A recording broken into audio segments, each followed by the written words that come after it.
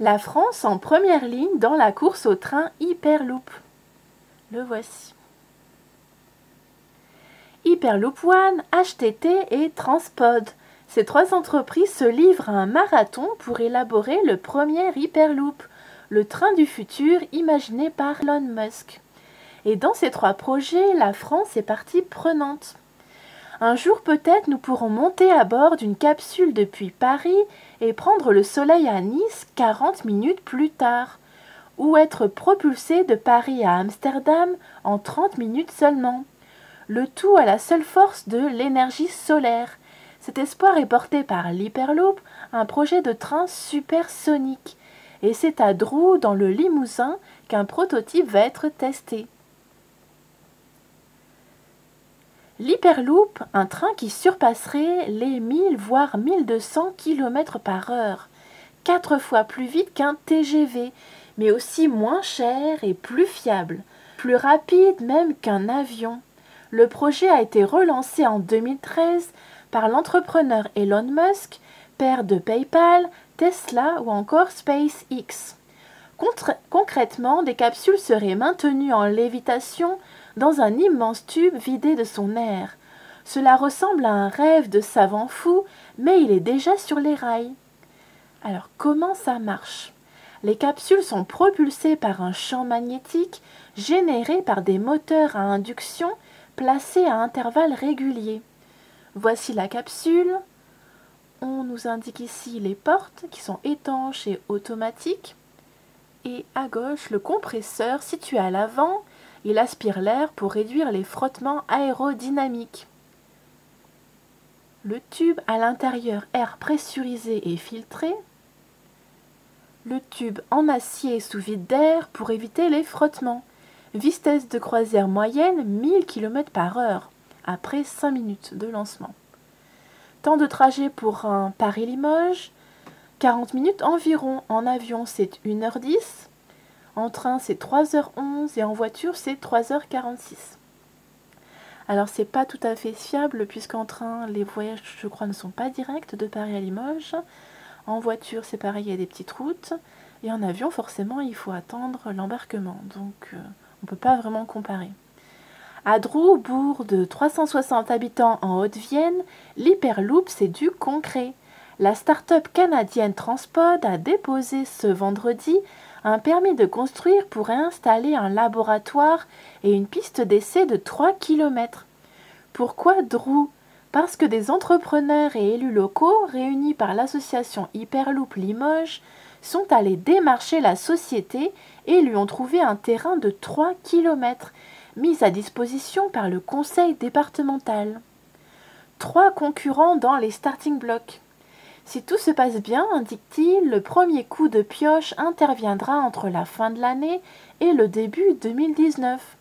C'est ce qu'espère Vincent Léony, adjoint au maire de Limoges et président de l'association. Après un chantier de 12 mois, Transpod pourra tester le train le plus rapide du monde. Le tout pour 21 millions d'euros, un projet entièrement financé par des partenaires privés.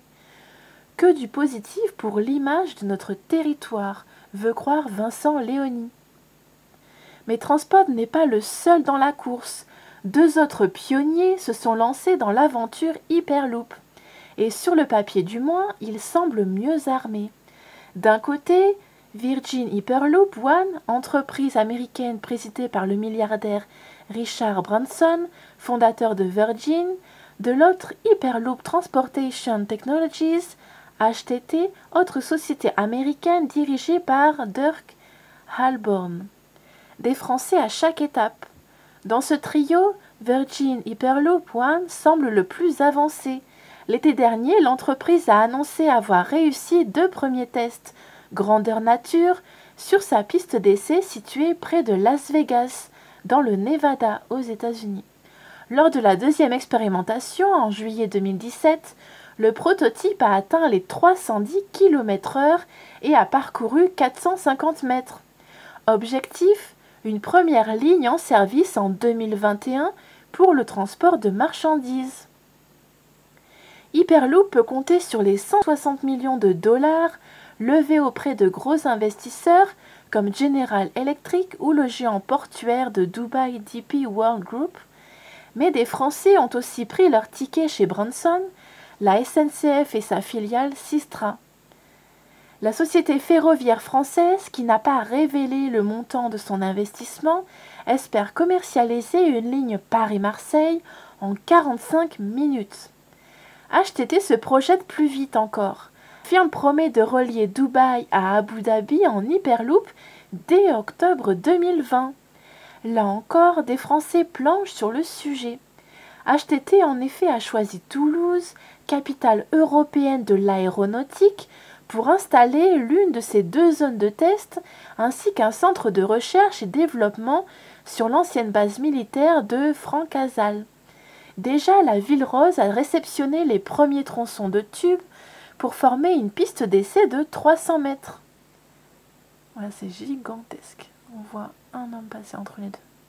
En avril 2018, les premiers tronçons d'un tube d'essai de la firme Hyperloop TT ont été livrés à Toulouse, Hyperloop Transportation Technologies. Prime au plus rapide. La start-up Transpod est-elle distancée?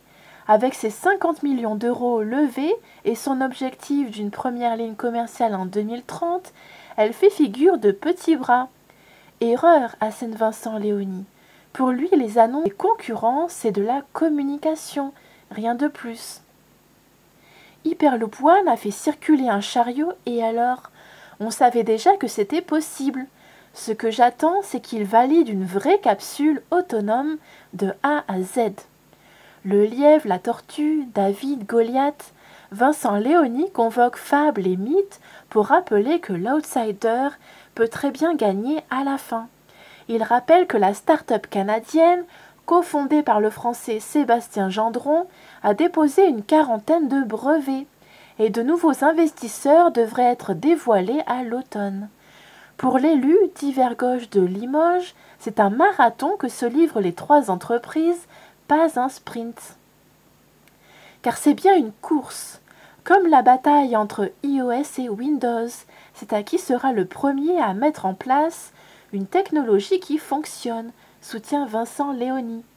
Cela n'exclut pas les autres. Plusieurs systèmes pourront coexister un moment, mais le premier sortira une norme.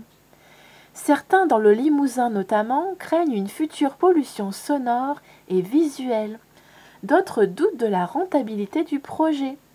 Une ligne en construction et en exploitation coûterait moins cher qu'une LGV, affirme Vincent Léony, car l'Hyperloop fonctionne à l'énergie solaire et sans personnel ou presque.